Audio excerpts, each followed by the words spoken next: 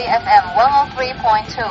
The program is co-hosted by UCD Confucius Institute for Ireland and me, the presenter today. Hello China is now having a new section based on a very interesting book called 101 Stories for Foreigners to Understand Chinese People, written by E.S. Ellis with Brian D. Ellis. In this book, E and Brian wrote 101 stories about the experiences living in China to introduce elements of Chinese culture, etiquette, and interpersonal interaction. So if you are interested to travel or move to China, or if you have problems with your Chinese friends or colleagues, just tune in with us at every Tuesday, 8:30 p.m. We will help you to understand Chinese culture as well as Chinese people. This week we will continue to talk about the Chinese etiquette, the everyday etiquette and customs. Here in the studio with me is still Martin. Hi, Martin. Hey, Min, how's it going? Hi, say hello to our audience. Hello, audience. Yeah, hey, Martin. First, I got a problem for you. Question. Yeah. Do you think you are a gentleman? Oh, that's a hard question, I guess. Yeah, I know. Well, sometimes I am. Sometimes? Yes. How about generally speaking? I would say 80%. Okay, that's enough, I bet you're a gentleman. In fact, in this book, it tells a very interesting story. Do you want to hear it? Oh, absolutely. Yeah, in this book, it tells a British man, Okay. had a first date with a Chinese woman in her late 20s.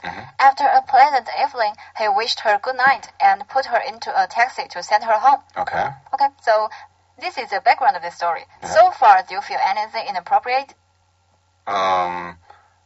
Yeah, well, the taxi story is not, is a little bit, but, could be a problem for the woman, but I'm not sure. Maybe it's okay for her.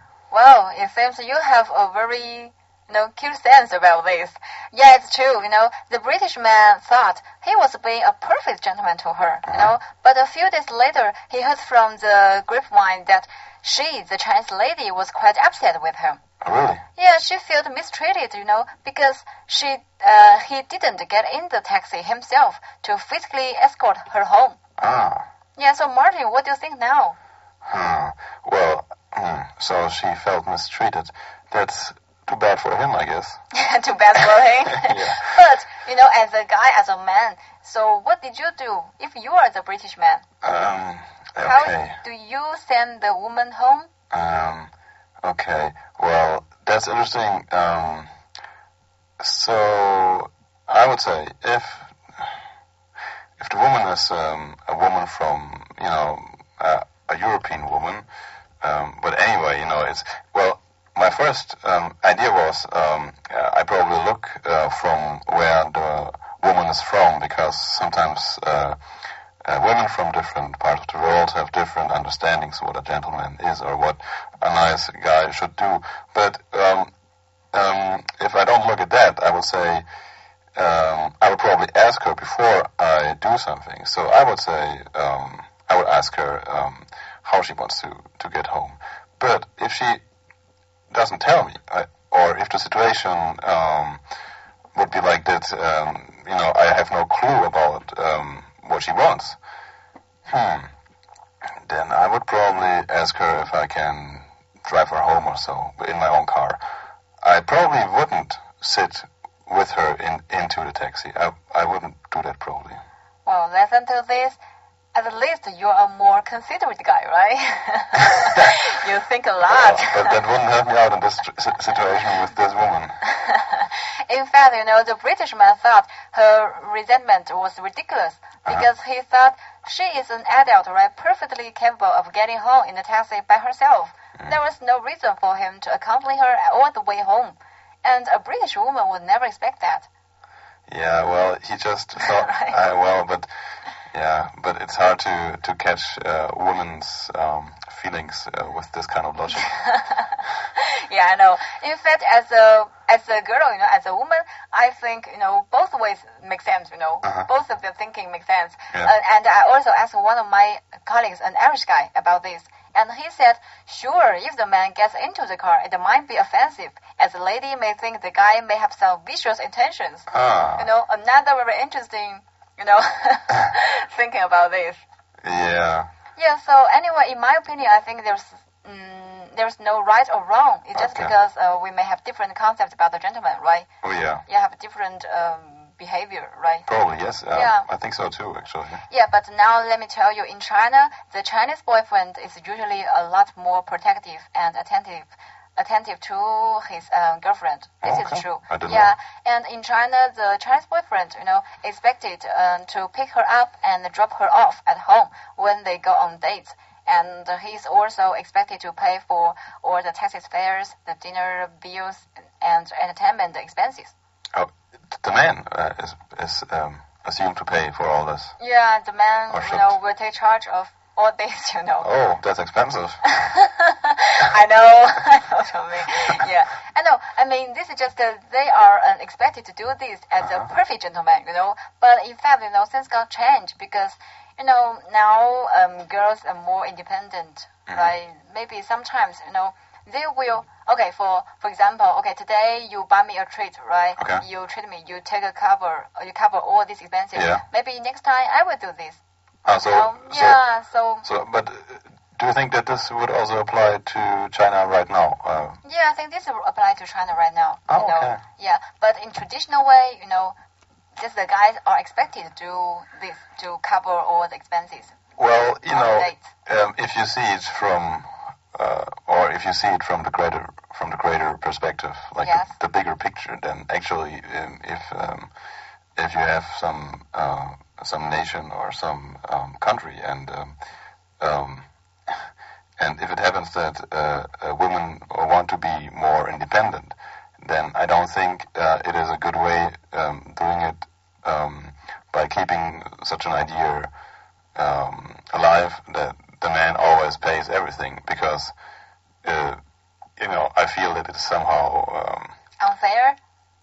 Well, it's kind of unfair, but it's not really giving me the impression that a man and woman are equal if, the man pays everything all the time. I mean, it is just a weird idea to have a relationship with somebody, and it's so unequal, in what those people do, Yeah, speak of equal. Yeah, I do notice this, because I mean, people here, they really care about this kind of equal. I mean, financially equal, right? Generally, because I also notice sometimes even between couples, they might split the bills and pay for themselves, right? In a dinner or something. Yeah. Yeah, but for me, I mean, in Chinese way, we think this is strange because there is a Chinese saying. In China, we said in Chinese is 礼尚往来. It literally translated, it means courtesy calls for reciprocity. For example, you buy me a dinner today, it's your treat, and then for me, it's a priority, to give you a treat back, buy you a dinner or something equivalent, like a movie or something, That's cool. Yeah, and by doing this, we create more chances to know each other, to see each other more. Right, to see each other more, to talk to each other more, right? Oh, yeah, Yeah, really. This is the way we think it's equal, We don't want to be, that equal at that moment. I see what you to mean. To split every bills, That makes sense, yeah. Yeah, we think this is a way to showing, okay, it seems like, so I pay for myself, I don't owe you anything, right? We are so clear. We think this is not that close, Okay. Not that nice, so we don't do that. Oh, yeah, that's good, actually. It's some way of sharing, then. Yeah. Yeah. But, okay, so we seem to go far away from the topic. Oh, yeah. I'll go back to the gentleman. Yes, absolutely. One of my friends, a Chinese guy, he will drive all the way across the city to pick up his girlfriend, take her to work and then drive to work himself. And at the end of the day again, he picks up his girlfriend and drops her off at her home first and then goes home himself. Given the horrible traffic during the rush hour, it may take him a couple of hours, to just shuttle back and forth. Okay. What do you think about this? So now you must feel lucky to not be a Chinese boyfriend, right? Yeah, well, I would ask him if he's not sick of all this. Okay, let me tell you what. Actually, sometimes as friends, we also joke that this guy has become a personal slave to his girlfriend, Yeah, yeah. Well, if he is happy with doing all this, then maybe it's good. But cannot imagine myself doing this every day. Yeah, I think so. But for me, as a girl, I probably may not ask my boyfriend to do this, but if he can, I will consider it as a bonus, a huge bonus. I will definitely feel super happy. Okay. And I feel super sweet. Okay, well, good. And that kind of puts me into a unfortunate situation now, I guess.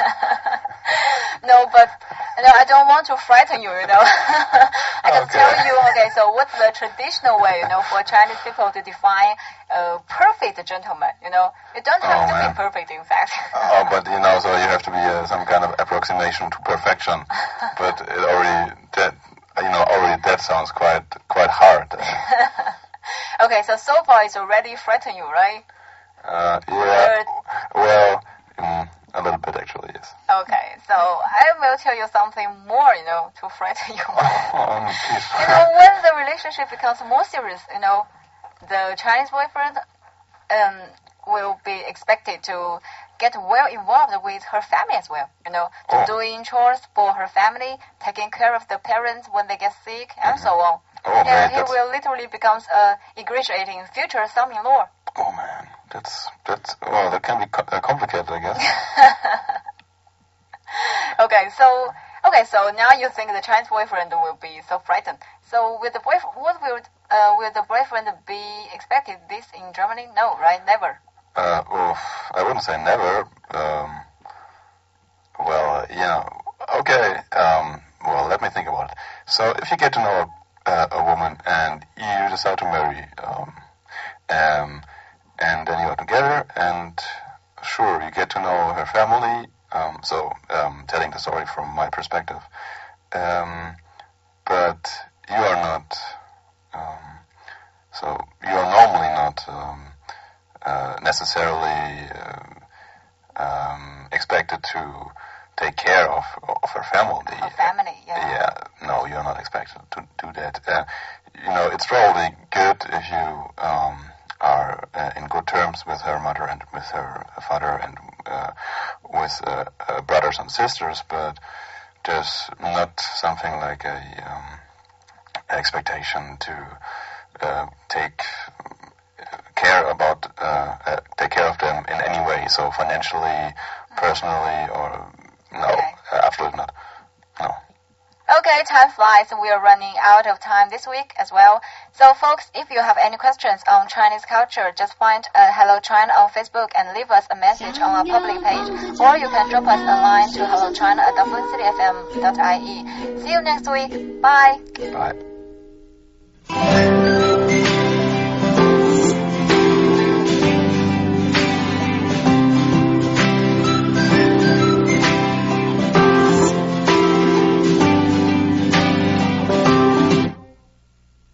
说的每个笑话我都笑了，是你变幽默还是我变快乐？好久不见，你说我大不相同，偷偷告诉你，我的心去走心了。我想的每件事都那么严格，弄得全世界好像只剩作者。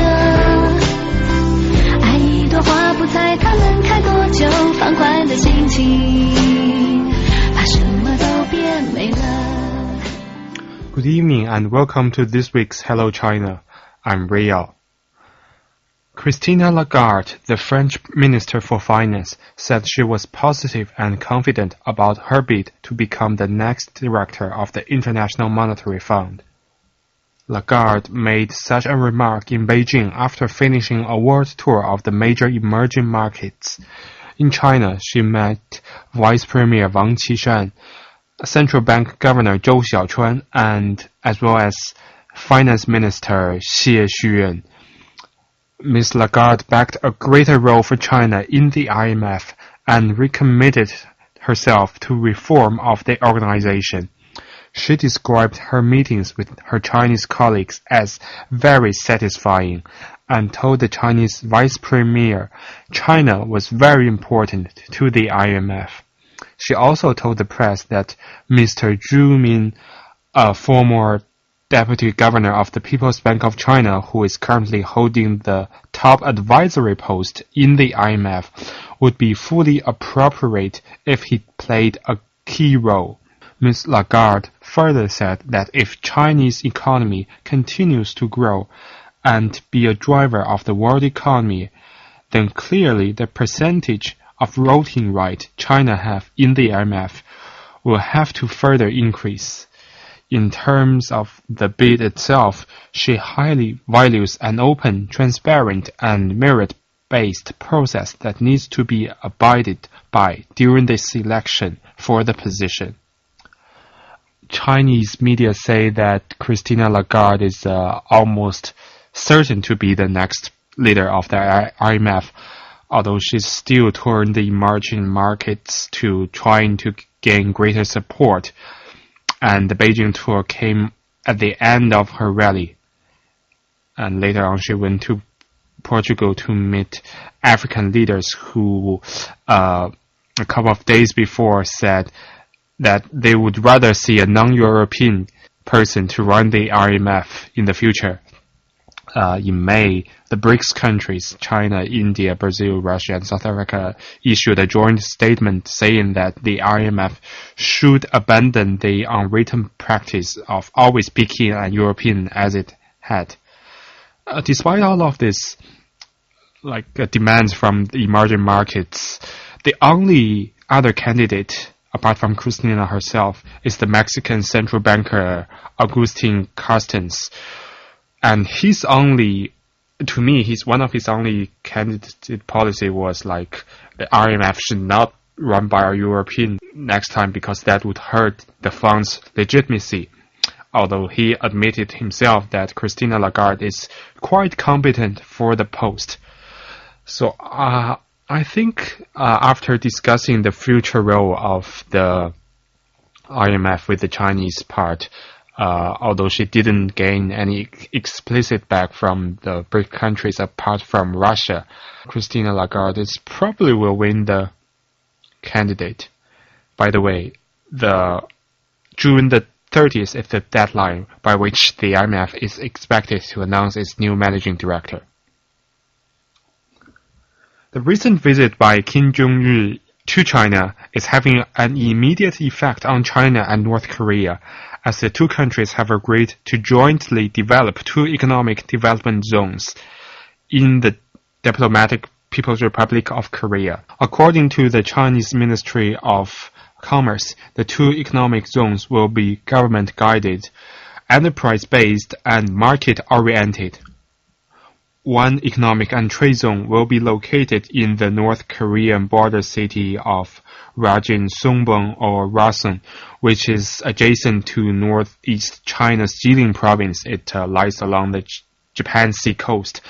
And the other will be built on the underdeveloped islands of Wagupyeong and Weihua near the estuary of the Yalu River bordering the North Korea and China.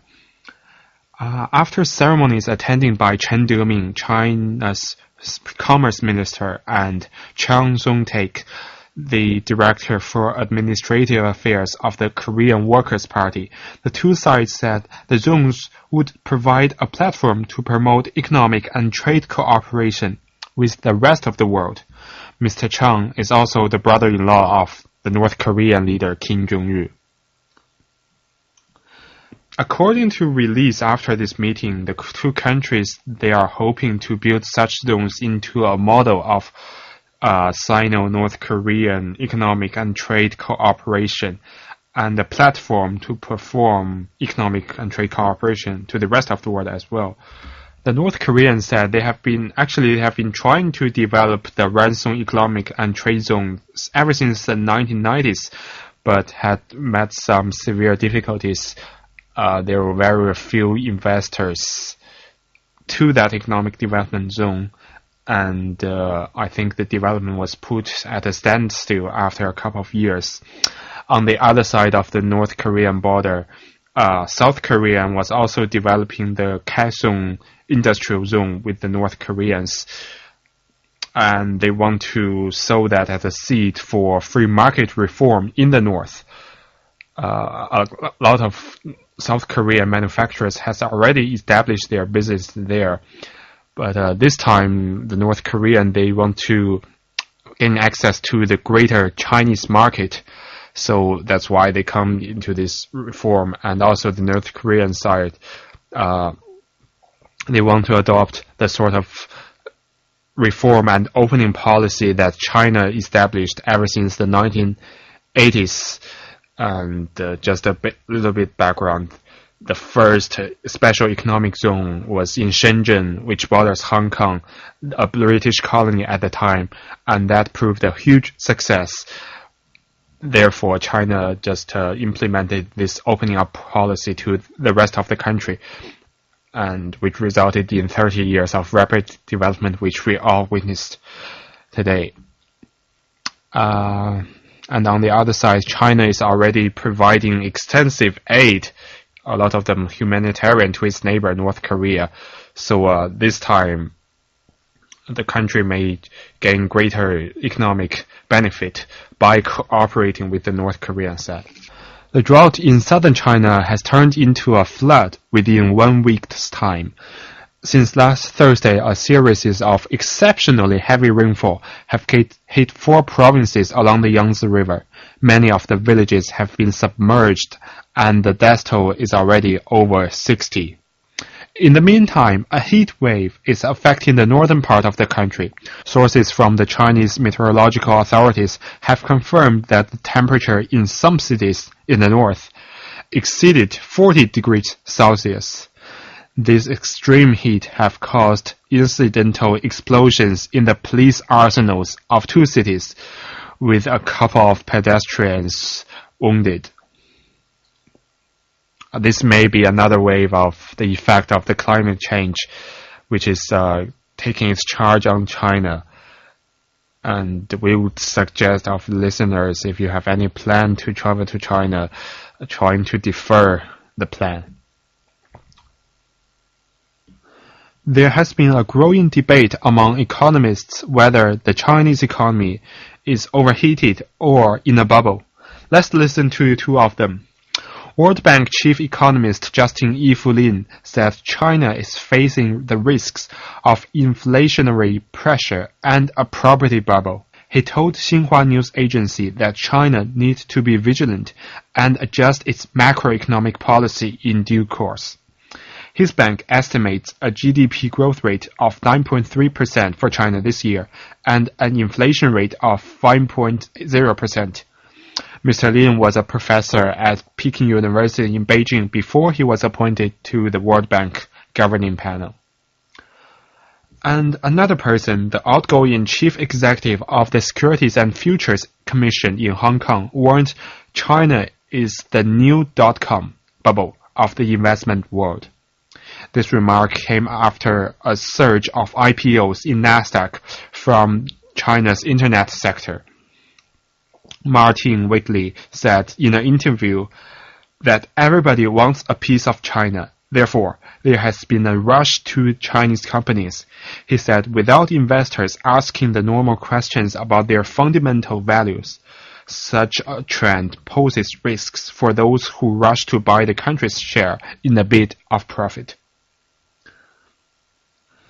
Mr. Waitley will be taking up a temporary position as managing director of UK's Financial Services Authority after finishing his current job in the Hong Kong securities regulators. And eventually, later this year, he will be running the new consumer protection group called the Financial Conduct Authority.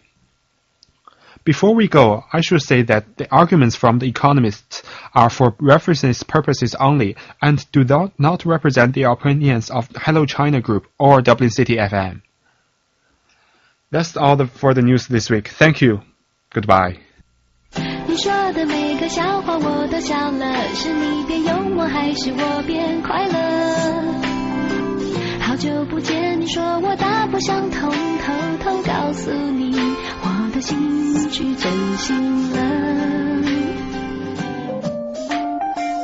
我想对每件事都那么严格，弄得全世界好像只剩作者。朵花不猜它能开多久，放宽的心情，把什么都变美了。想要光着脚丫在树上唱歌，好多事物全被缩小了，心里不想放的就去了，算了，让太阳把脸庞给晒得红彤彤。想要吹着口哨在树上唱歌，要像开往远方的火车，可以那么轻快地穿过山洞，大树上还很空，你要不要陪我？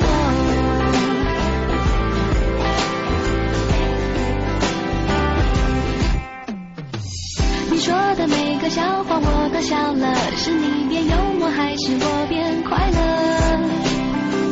好久不见，你说我大不相同，偷偷告诉你我的心去真心了。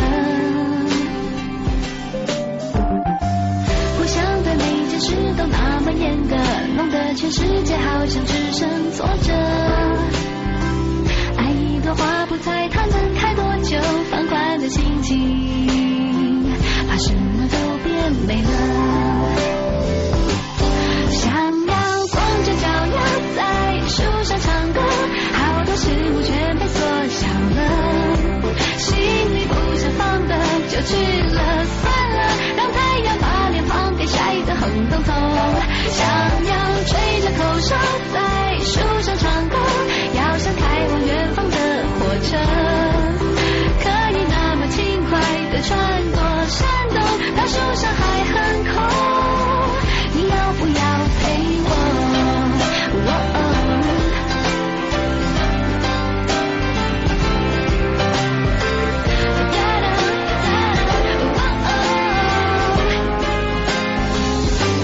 想要光着脚丫在树上唱歌，好多事物全被缩小了，心里不想放的就去了，算了，让太阳把脸庞给晒得红彤彤。想要吹着口哨在树上唱歌，要像开往远方的火车，可以那么轻快地穿